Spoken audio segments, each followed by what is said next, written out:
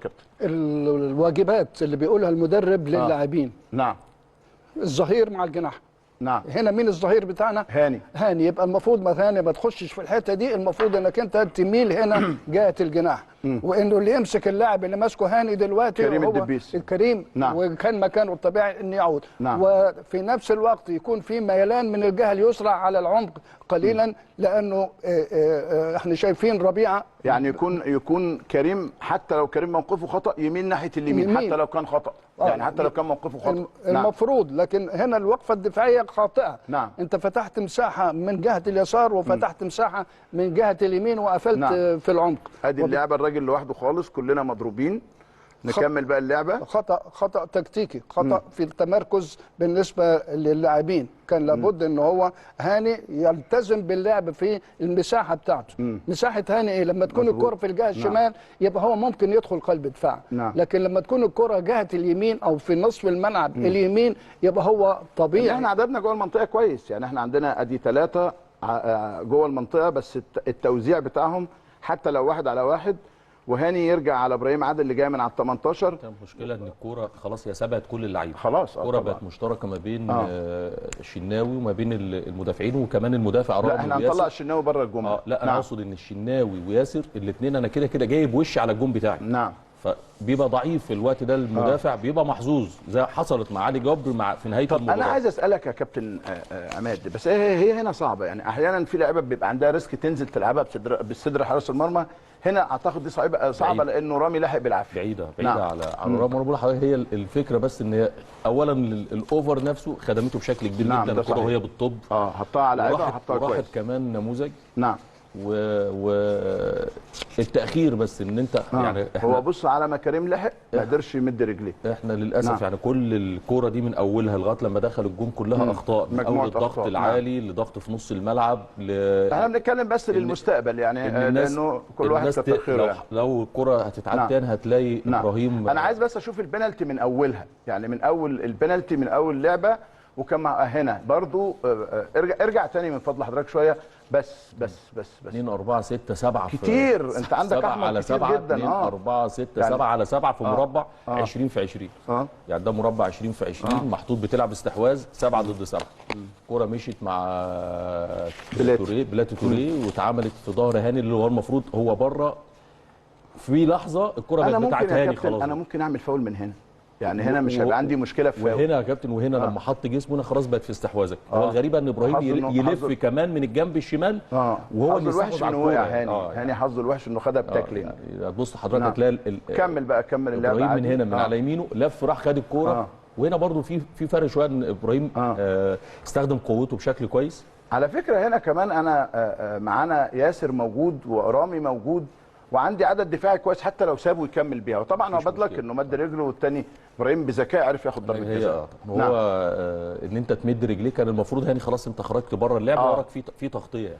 لكن برضو بدلك لهاني. وانا كاتب هنا كابتن شوقي ان دي ضربه الجزاء دي نقطه تحول في كبيره المباراة. صحيح لصالح النادي الاهلي. لصالح النادي الاهلي. طيب الهدف اللي سجلناه يعني قولوا لي يعني توقيتات الاهداف بالظبط. 52 54 يعني في الدقيقه 51 مصطفى فتحي ضربه جزاء، 52 رامي ربيعه من ضربه راس، ثم جراديشار في الدقيقه 54 يعني بعدها بدقيقتين، ثم في الوقت بدل الضائع ضربه جزاء ضائعه من امام عاشور. السؤال هنا واحنا هنتفرج على اهدافنا يا كابتن محسن، كيف استطعنا العوده؟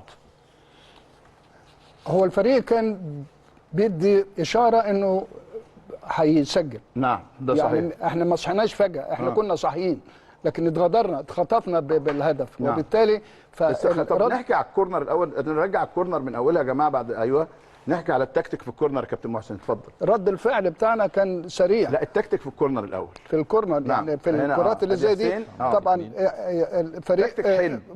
فريق بيراميدز اخطا لانه هناك في 2 لعيبه. بصرف النظر عن خطا بيراميدز انا بتكلم على التكتيك اللي احنا عملناه في الضربه الركنيه نفسها يا كابتن.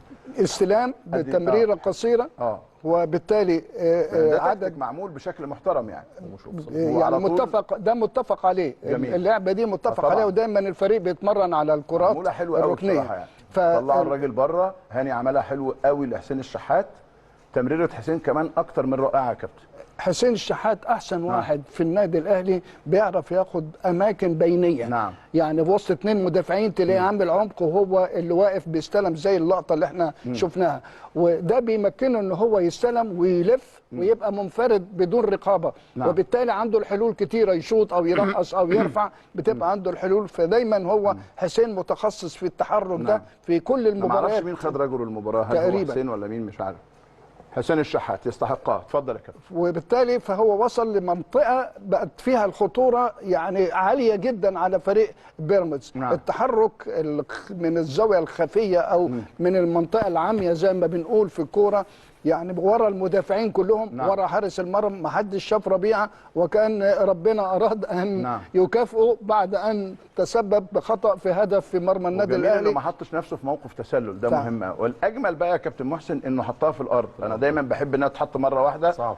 لكنه لو اتحطت مره واحده كان الشناوي كان عامل ريفلكس كويس. الشناوي الحقيقة. القدرات الجسمانيه بتاعته عاليه بالظبط. جدا. نعم. ولما بيفرد ايديه بياخد مساحه اكبر. انا بخاف تتحط في الارض بتطلع بره غالبا يعني. وبالتالي قربها من المرمى جدا دخلت. التصويب بالطريقه دي كان انسب حاجه للتسجيل. نعم. ونجح فيها ربيعه، وعاد الفريق الى المباراه بشراسه اكتر. نعم. يعني الفريق كان عاد، ولكنه عاد بشراسه اكتر. طيب. لكن في ملاحظه يا كابتن اتفضل. احمد، ياسر محمد نعم. اصيب بالعضله ياسر الخلفيه.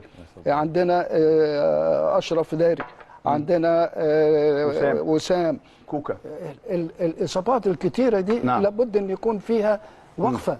نعم. احنا عايزين نعرف ليه. نعم. ليه احنا قاعدين بنتعور بالشكل ده؟ يبقى ده نعم. يعني شغل الجهاز الفني وشغل الجهاز الطبي، على اساس ان احنا نبدا نشوف حلول، لانه كده بالطريقه دي يعني مش هنلاقي لعيبه تقدر انها تنافس بالشكل ده. يعني اكتر من لاعب في مركز واحد مصاب، طب هنجيب منين؟ ناس تقول ناشئين عايز توقيت مناسب وعايز مباراه مناسبه عشان يلعب فيها. نعم. فلا بد ان احنا نتدارك الاخطاء بتاع الاصابات دي. خلينا نعرف الهدف الثاني لانه يبدو سهل، بس انا لما شفت تاني الهدف مش سهل. يعني اولا عمر كمال الاوفر طبعا الشحات 10/10، لكنه وجود المهاجم جراديشار. احكي لي يا كابتن او اشرح لي او فسر لي الهدف. بدايه اللعبه من الاول لاستحواذ نعم. النادي الاهلي والخروج السهل بالكوره اللعبه من مره واحده، تمريره امام لعبه من مره واحده من حسين. نعم. وكعب اللي اتعمل من امام، ونفس الكروس بتاع حسين الاولاني. لكن الراجل عنده هدوء، عنده يعني هدوء. في لعيبه بتتلخبط في الحاجات دي على فكره، تيجي على ايديها وتتلخبط، وعلى ما يوقفها يدخل المدافع ياخدها. يمكن امبارح كان فيه اهتمام عربي مصري بنجمنا طبعا عمر مرموش امبارح. نعم.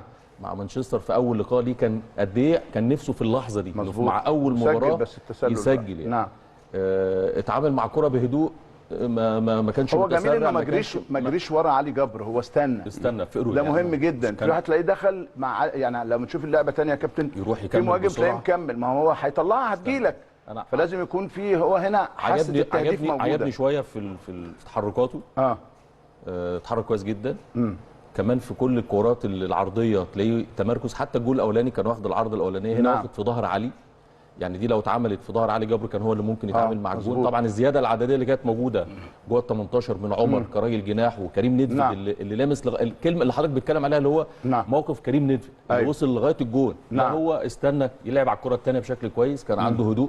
كرة بدايه من هنا من الاستحواذ بثلاثه، التمرير كمان في منطقه ضيقه هايل، ده اللي احنا عايزينه.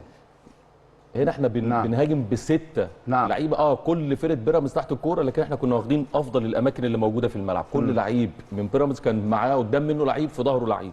زياده عدديه، هدوء طبعا الراجل يحسد عليه. بدايه موفقه بالنسبه له. لما بيحرز هدف فرحه اللعيبه، هيشوف هو طبعا جديد بالنسبه له، او شاف جزء بسيط من جماهير النادي الاهلي اللي موجوده في الملعب. ما شافش لسه الاستاد ده وهو مليان طبعا بجماهير النادي الاهلي، لكن بدايه موفقه طبعا ليه. نفس الكلام برضو بدايه موفقه طبعا للعش اللي لسه بيلعب في الدوري، ولعب 10 فقط لا غير، عشان كريم الدبيس ياخد الجنب الشمال، ويبقى عندنا قدره هجوميه اكتر بعمر كمال كراجل سريع يلعب في الجناح.